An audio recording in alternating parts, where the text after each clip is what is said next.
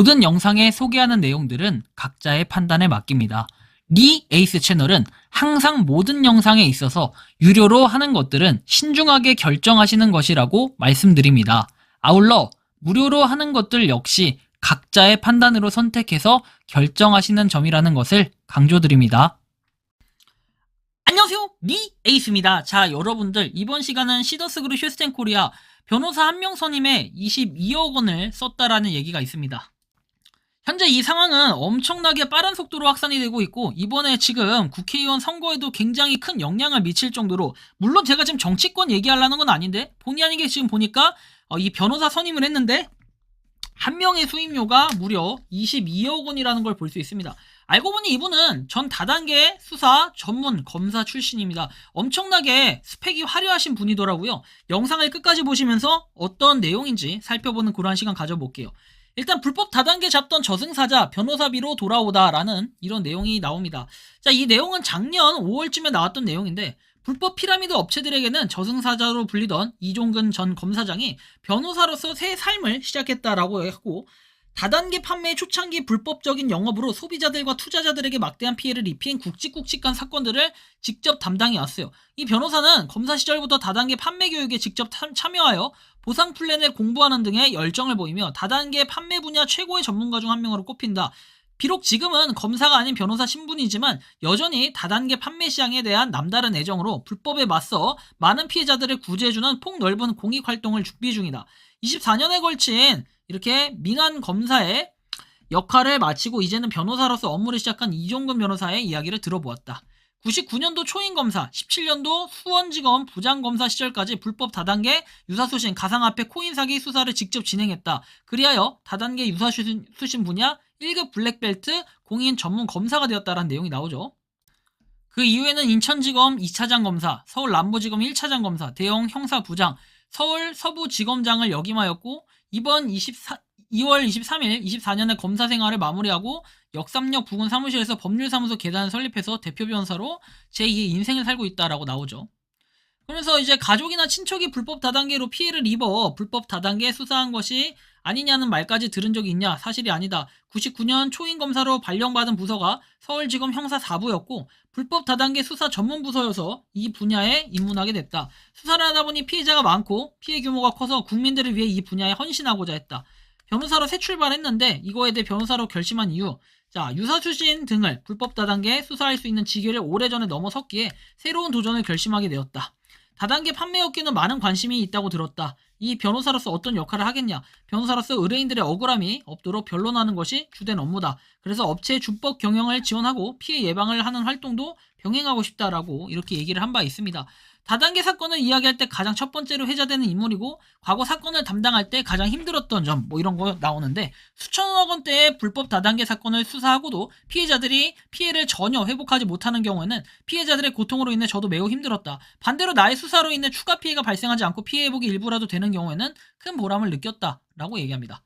자, 과거 이 분야 수많은 사건을 담당하고 해결한 민환검사 역할을 담당했다. 가장 이렇게 기억에 남는 사건이 조이팔 사기 사건, 3조 5천억 원대의 막대한 규모의 사기 범죄 행각으로 내가 2011년도 재수사를 하여 중국으로 밀항한 공범들을 잡아 국내로 압송하여 구속 기소하여 큰 보람이 있었으나 조이팔이 죽었다라는 의혹에 대해서는 제대로 규명하지 못해 아쉬운 사건으로 기억이 크게 남는다 라고 이런 얘기까지 할 정도로 당시 검사로서 굉장히 큰 활약을 하셨던 분으로 이렇게 볼 수 있습니다.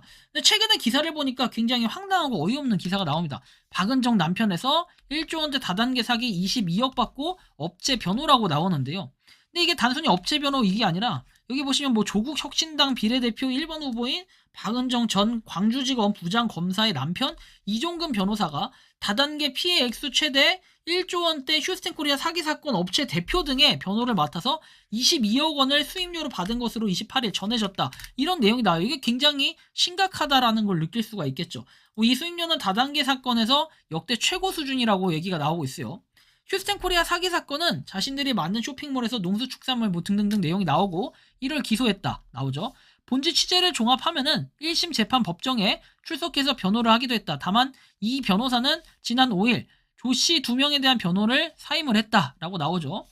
근데 이게 보면 작년 말에서 올해 초 법인과 대표 이씨, 본부장 조모씨 모집책 조모 씨의 변호인으로 선임이 됐고 28일 날 지난 26일 두 차례 1심 재판 법정에 직접 출석을 해서 변호를 했대요.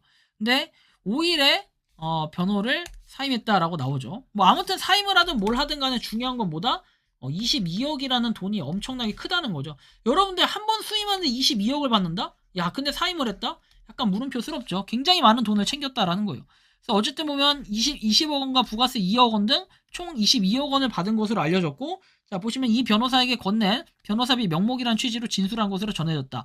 4천억 원대에 달하는 아도 인터내셔널 사기 사건의 변호인으로도 선임이 됐다. 그래서 2.5% 고금리를 미끼로 투자자 모집해서 약 360억 원을 가로채고 4,467억 원의 유사수신을 이렇게 했다. 그래서 이 손모 대표의 변호를 맡고 있다라고 얘기하죠. 뭐 아무튼 이런 사기 사건에 대해서 변호사를 하고 있대요. 나는 진짜 이해가 안 가요. 아니 검사 시절에는 그렇게 때려잡던 분이 이렇게 변호사를 하고 있다? 참 이해할 수 없어요. 뭐 이분이 22억 챙긴 게 문제가 아니라 과연 이게 올바른 피해자들을 위한 구제 방법이 맞는 건가 이런 걸 좀 생각해 줬으면 좋겠어요. 법조계에서는 변호사가 살인, 강력 범죄라도 그를 변호하는 걸 나분할 수 없지만 변호사라면 적어도 다단계 사기 사건 피고인 변론은 피했어야 하는 거 아니냐는 비판이 나와요. 유튜브 방송에서 가정주부나 노인 등 다단계 피해를 당한 분의 사연이 너무 안타까워서 이분들의 피해를 예방하고 회복하면 이런 피해자가 발생하지 않도록 하는 게 제가 추구하는 길이라고 했고 28일 오후에 유튜브 방송이 비공개 처리가 됐다라고 나와요. 그래서 이조원 때 제2그룹 사기 사건 등을 수사하기도 했었어요. 그렇죠. 99년 검사로 임관할 때. 아니 그러던 분이 갑자기 변호사로 바뀌면서 뭔가 이상하게 다단계 사기 사건의 가해자 변호를 수임한 셈. 이게 여러분들 상식적으로 말이 된다고 생각하시나요? 굉장히 심각하죠. 자, 보면은 이 변호사는 작년 변호사 개업 당시 이렇게 나오는 이 내용들, 그 다음에 아까 제가 말했던 뭐 여기 1급 공인 전문검사 블랙벨트 인증을 받으신 분이에요. 이런 분이 변호사를 어떻게 한다? 가해자의 편에 서서 한다? 이해가 안 가죠? 그리고 이렇게 사기꾼 전문 저승사자 해가지고 이렇게 이종근 전 검사장님이라고 나오는데요. 도대체 이분이 왜 이거를 변호를 하셨을까요? 진짜 돈 앞에서는 사람이 무너지기 마련인가요? 와, 근데 22억 원이면 진짜 엄청난 돈인 것 같아요. 보통 여러분들 변호사 선임하면 기본이 뭐 330, 660 뭐 이렇게 얘기들 하잖아요. 근데 선임했는데 22억 원이다. 역대 최고 금액이 아닐까. 전 이런 생각이 드는데 여러분들이 생각하는 이 지금 변호인에 대해 어떻게 좀 생각을 하고 느끼시는지, 그리고 이 시더스 그룹 자체가 확실히 문제가 있다고 느껴지시는 게 이제 좀 실감이 나시겠습니까? 여러분들 돈이 들어간 게 변호사 선임으로 금액이 다 빠졌다고 생각해보면 과연 어떻게 될까요? 나중에 이상한 회장이 정말 돈이 없다고 한다면 어떤 식으로 문제 제기를 해야 될까요? 자, 아무튼 여러분들의 생각과 의견을 자유롭게 댓글로 남겨주시면 좋겠습니다. 이번 영상은 여기서 마치는 걸로 하겠고요. 도움이 되셨다면 구독과 좋아요, 알림 설정 부탁드리겠습니다. 리에이스였습니다. 감사합니다. 평소에 궁금하셨지만 내가 시도해보기 어렵거나 시간 낭비하고 싶진 않고 새로운 제보를 해주실 분들께서는 아래의 주소로 메일을 보내주시면 제가 해결해드리겠습니다. 단톡방은 유튜브 검색창에 소통창구를 개설했습니다를 검색해주셔서 확인하시면 됩니다. 아울러 채널 멤버십 가입 시 다양한 혜택을 누리실 수 있으니 참고해 주시기 바랍니다. 시청해 주셔서 감사합니다.